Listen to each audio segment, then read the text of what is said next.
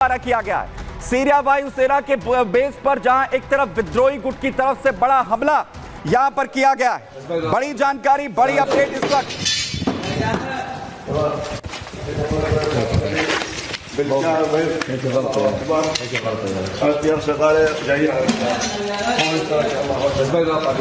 बड़ी जानकारी आपको दे रहा हूं, जहां पर जो लड़ाके हैं अलेप्पो शहर पर कब्जा कर रहे हैं, वहीं दूसरी तरफ सीरियाई फोर्सेस को लगातार पीछे धकेल रहे हैं और साथ ही जो सेना के विमान हैं, जो हथियार हैं, उन पर भी कब्जा यहां पर कर लिया गया है।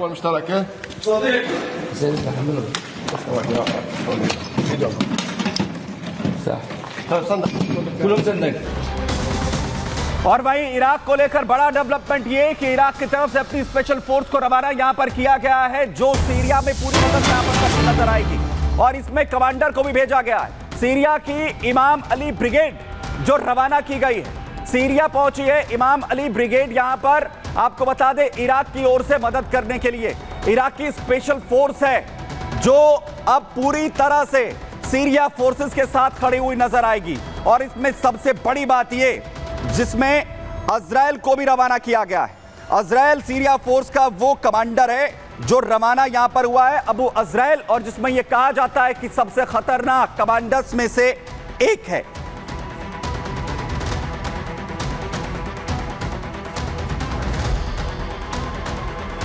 वहीं अबू इजराइल के पहुंचने के साथ ही सीरिया में आखिर कैसे विद्रोही गुटों में हड़कंप बचा हुआ है। कौन है अबू इजराइल, आपको बताता हूं, जिसे लेकर घबराहट जो है विद्रोही गुटों में शुरू हो गई है। इमाम अली ब्रिगेड का यह कमांडर है, जिसे इराक से रवाना किया गया है। इराक और सीरिया में आईएस आतंकियों का काल इसे माना जाता है।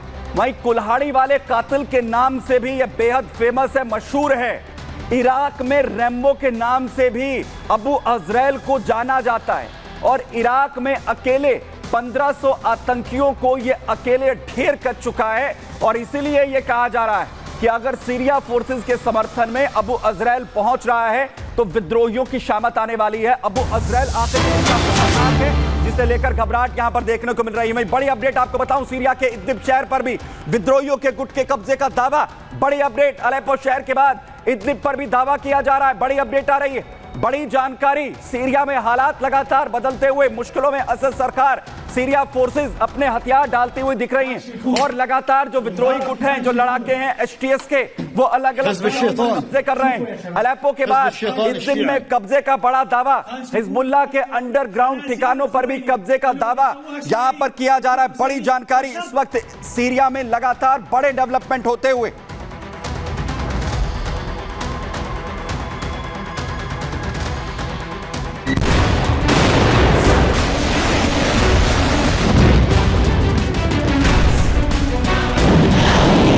विद्रोही गुटों के बीच खौफ की लहर, अल-कायदा की बढ़ने वाली है मुसीबत। विद्रोही गुटों पर अलेप्पो में टूटेगी आफत। अबू इजराइल उर्फ कुल्हाड़ी वाला कातिल, उम्र 50 साल, पद इमाम अली ब्रिगेड का कमांडर, सीने पर बुलेट प्रूफ जैकेट, एक हाथ में असॉल्ट राइफल और दूसरे हाथ में कुल्हाड़ी, और निशाने पर दहशतगर्द और आतंकी। कुछ इसी अंदाज में इराक में आईएस के आतंकियों से लोहा लेते देखा जा चुका है अबू इजराइल। अबू इजराइल वो नाम है जो उसे उसके चाहने वालों ने दिया है। अल-कायदा समेत कई आतंकी संगठन उसे कुल्हाड़ी वाला कातिल के नाम से जानते हैं। भले अल-कायदा समर्थित गुट हयात तहरीर अल-शाम के लड़ाके अलेप्पो में इस वक्त कहर ढा रहे हों, लेकिन उन्हें जल्द ही अपनी इस गलती का एहसास होने वाला है। वो ये सोचने पर मजबूर हो जाएंगे कि उन्होंने अलेप्पो पर हमला करने की भूल क्यों की, क्योंकि उन्हें इस गलती का जवाब देने के लिए कुल्हाड़ी वाला कातिल और उसकी फौज अलेप्पो पहुंच चुकी है।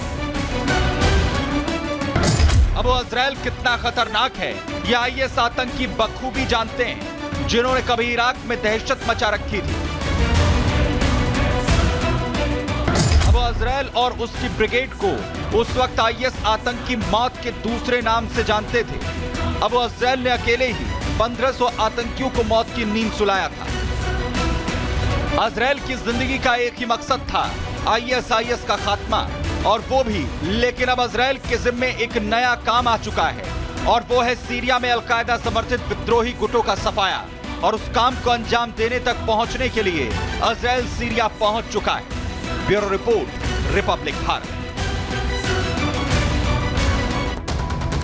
तो सीरिया में हालात लगातार बिगड़ते हुए यहां पर नजर आ रहे हैं और अब युद्ध के अगले मोर्चे की ओर आपको ले चल रहा हूं, जहां पर जो सीरिया की जैसी स्थितियां जॉर्जिया में भी देखने को मिल रही हैं। और जॉर्जिया में आखिर क्या कुछ हालात, जॉर्जिया में लगातार हालात बिगड़ रहे हैं और सीरिया के बाद जॉर्जिया भी पूरी तरीके से धधकता हुआ नजर आ रहा है। सरकार विरोधी प्रदर्शन, हिंसक प्रदर्शन होते हुए अब जॉर्जिया में नजर आ रहे हैं। तस्वीरें सबसे पहले आपको दिखाता हूं, यहां पर क्या कुछ जो है वो स्थितियां हैं, क्यों हालात जो है वो जॉर्जिया में इस तरीके के बन रहे हैं और कैसे प्रदर्शनकारी और दूसरी तरफ सुरक्षा बल यहां पर आमने सामने आ गए। तस्वीरें सबसे पहले देखिए, सड़कों पर जो लोगों का सैलाब है वो यहां पर दिख रहा है।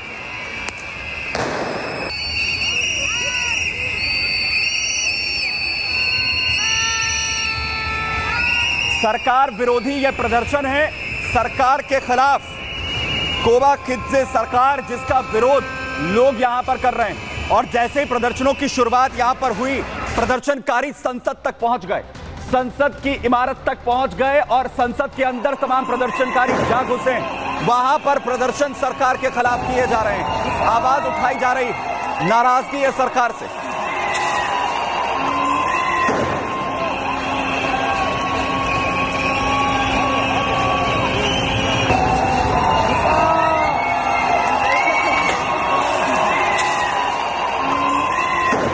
संसद पर धावा तमाम प्रदर्शनकारियों की तरफ से बोल दिया गया और टकराव जबरदस्त तरीके से हो रहा है।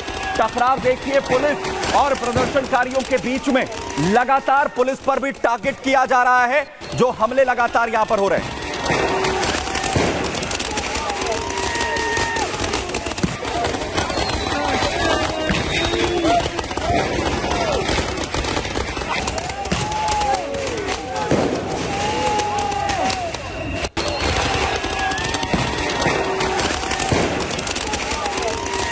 जबरदस्त पलटवार जहां लगातार प्रदर्शनकारी पुलिस पर कर रहे हैं, वहीं दूसरी तरफ कैसे प्रदर्शनकारी और पुलिस आमने सामने एक दूसरे पर लगातार हमले हो रहे हैं। पुलिस लगातार बैरिकेडिंग कर प्रदर्शनकारियों को रोकने की कोशिश यहां पर कर रही है, लेकिन प्रदर्शनकारी लगातार डटे हुए हैं।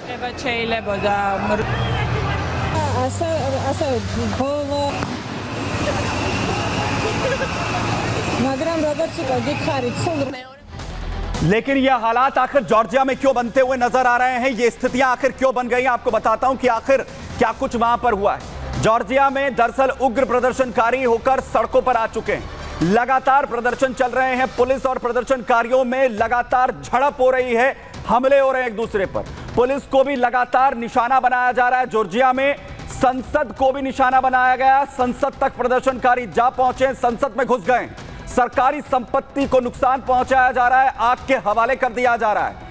अभी तक 100 से ज्यादा लोगों को पुलिस कब्जे में ले चुकी है, हिरासत में ले चुकी है, लगातार कार्रवाई यहां पर जारी है। लेकिन इसके बावजूद भी जो हमले हैं, प्रदर्शनकारियों के साथ जो टकराव है वो थमता हुआ नजर नहीं आ रहा है। लगातार हालात टकराव के बने हुए हैं, प्रदर्शनकारियों पर पुलिस जो है वो भी हमले कर रही है और दूसरी तरफ प्रदर्शनकारी आग जली तक कर दे रहे हैं।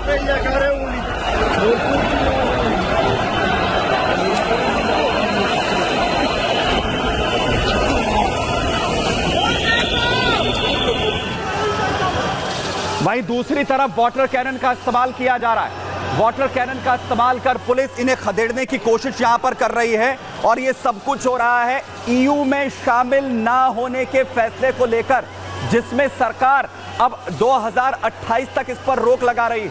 80% लोग ये चाहते हैं कि यूरोपियन यूनियन में जॉर्जिया को शामिल किया जाए।